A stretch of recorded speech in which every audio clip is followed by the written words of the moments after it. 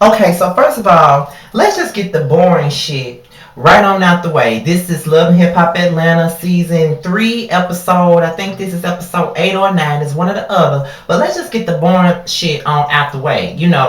I got my notes so I won't forget nothing. But this episode wasn't that much eventful to me. It was way too much Althea, Jocelyn, and way too much Kalina. Although I like Kalina, it was way too much of you. I'd rather see some other folks. So let's just get into Kirk and Rashida and a fake ass and a phony ass storyline. Let's just get into that. First of all, can Kirk and Rashida get hit by a fire truck and never wake up again? Please, because they're both so fake and annoying. Especially Rashida. I cannot stand Rashida at all. Like, she just makes me like she just make the inside of my ass hurt. Like, I can't stand that bitch. Like, she's so fake and phony to me. And people was really defending her last week up under my video as if I give a fuck. You know what I'm saying? I don't like the bitch. She fake to me, and that's just that. Fuck her and Kirk in a fake ass storyline.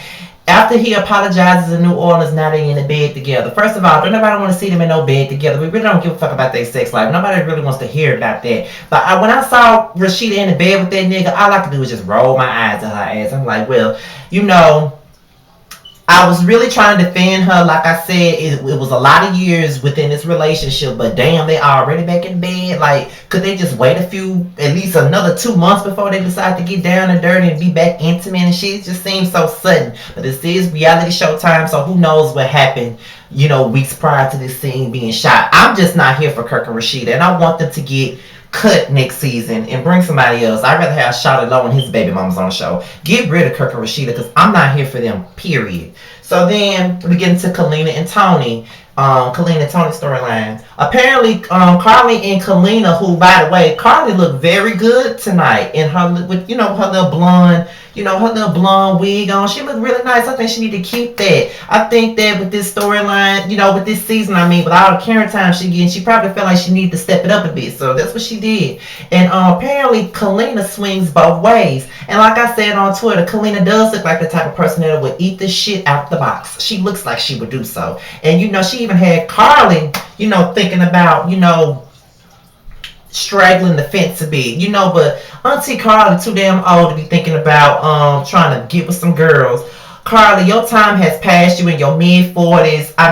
That phase of your life need to be over with, sweetheart. Like, you somebody's grandmama. You need to sit your ass down. Don't nobody want to think about Auntie Carly getting it popping with young Jock and another grandma. Like, girl, sit your ass down. Even though you do look good for your age, just sit the fuck down. Please, sit the fuck down. You damn near my mama age. Stop it. So then, Kalina talks to Tony about the situation, and she talks about Ashley coming to town, and Tony basically wants Kalina to be focused on her album, and it's really nice to see Kalina working on the album, and I hope that she's back next season, because maybe this could be an avenue and a platform for her to put her music out, just like it was for K. Michelle, because I hate to keep bringing up K. Michelle in every Love and Hip Hop video, but she is the only one that took this platform and did what it did with it. None of these other bitches is doing it. Amina Butterfly is talented as fuck. I like her music. Although I don't like her, I like her music, and I think she deserves to have a record deal. So does Olivia, but they didn't grind hard enough in my opinion. But I hope that works for Kalina. Tony knows that when Ashley comes to town, Kalina turns up, and he wants Kalina to be focused on getting the shit together so they can grind and get the music out. But she wants to get Ashley in bed with the both of them. So, we see Ashley, she's a big booty girl, and, she's pretty, she's cute. In my opinion, I don't know what everybody else thought about the bitch, but she was cute to me. And, she brings her over, and she tells, Ashley that she gave Tony the impression that they was going to have a threesome, and Ashley just straight up said, no, she ain't into the dick, she just want Kalina, and that's it. And Tony had to sit back and watch his wife go in the bedroom with another bitch and get it popping and turn the fuck up. And that was crazy, but a straight man would love to have a wife like Kalina because she's a freak and she's into that, fish on fish bullshit. She into that shit and she wants to have a threesome with her man. So any straight man would want a wife like that that's, down for her nigga and down to do whatever in the bedroom. I think all husbands would want that. Most husbands. So Jocelyn and Althea. I ain't gonna lie now. Althea's song sound pretty good. I want to buy that song on iTunes. Where can I get it, Althea? The song sounds nice to me. And here comes Jocelyn hating ass talking all that shit in the confessional, but then she all up in the girl face trying to get the tea. My thing about it is, Jocelyn, where is your music? We seen 2 of them cheap ass videos of yours, and you still ain't doing shit. Then you want to talk about Stevie J and his Grammys? Okay, he got Grammys, but what the fuck he doing now, bitch? And what the fuck you doing? I mean, really, what are you doing? Like, where is your music? Where is your mixtape? We hear one song from you. We see 2 videos from you. You get 2 YouTube videos, and you think that you're above and beyond Althea, bitch. Her songs sound better than any of that bullshit that we have heard play on Love and Hip Hop from your whack ass. So why are you sitting up here talking about her, and why are you judging her for being a thought? Because your claim to fame is being a fucking thought. How can you call another bitch a hoe when you came on the show as a fucking hoe? And everybody can sit up here and say, well,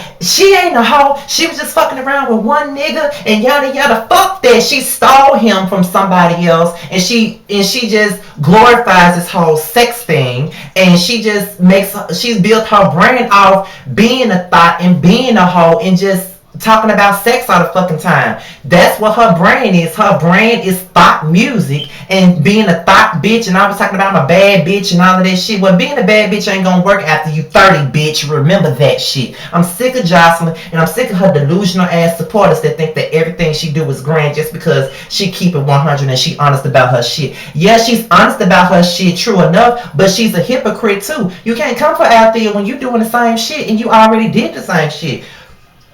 Like, really, bitch? Come on now. You can't talk about no motherfucking body. Have a seat, get a grip, and go somewhere and sit the fuck down and just work on your music. That's never gonna come out.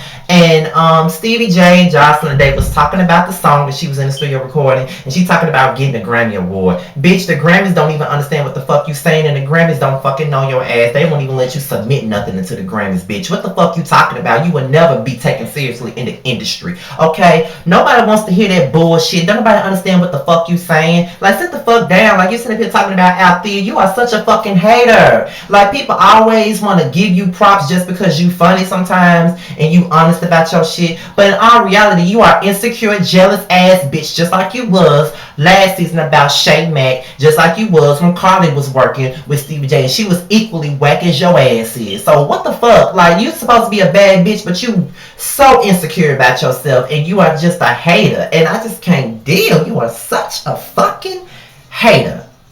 I can't deal. I really can't deal. I really can't. And I didn't really give a fuck about those dancers that you call yourself trying to find. Don't nobody care about this shit.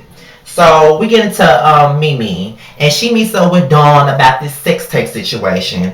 And Nico is all about this sex tape, all about money. That's all the fuck he keeps talking about. And Mimi is so stupid and don't even realize that he just using her ass for a come up. It's been said over and over and over again that she's being used for a fucking come up, and she don't even get it. He don't give a fuck about her. He really don't give a fuck about her. He's using you to capitalize it to get money. That music career that he tried to pop off last season on Love and Hip Hop Atlanta ain't doing shit for him, so he got to get into the porn industry. Nico would do anything for exposure and for a come up, which includes dating your ass, dicking you down, recording and leaking that shit to the highest bidder. And that's exactly what the fuck he did, and now you want to get mad. So then you get in the car with Arian.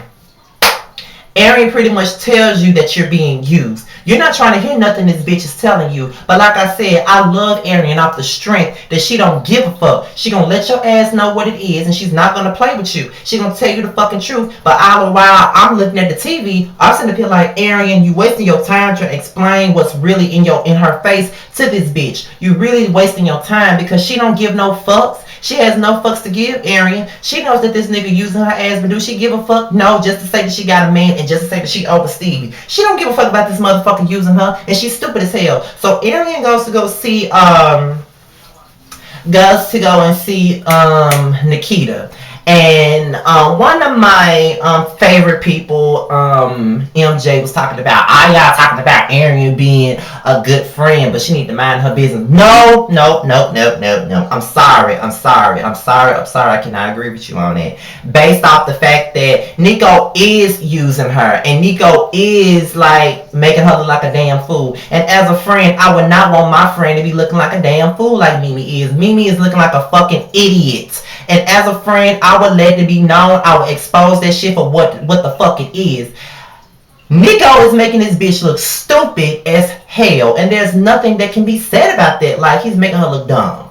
And there's no coming back from that. Like, that bitch looks so fucking dumb, she don't even realize how dumb she look. And she don't even care how dumb she look. I mean, that's just how dumb this dumb bitch is. She's so dumb and full of cum. She's so stupid. And then Nico got the nerve to try to come for Arian and say that she wants to capitalize off Mimi and she jealous of Mimi and everything Mimi do, she wants to capitalize off of it. Motherfucker, ain't that what you doing? Capitalizing off her pussy. Ain't that what the fuck you doing? And you acting like you not. Bitch, get a clue, get a grip, admit that you're an opportunist, and move the fuck on and scram, bitch. Bitch, skedaddle. Scram, motherfucker, because you're stupid. So then we get into Althea again.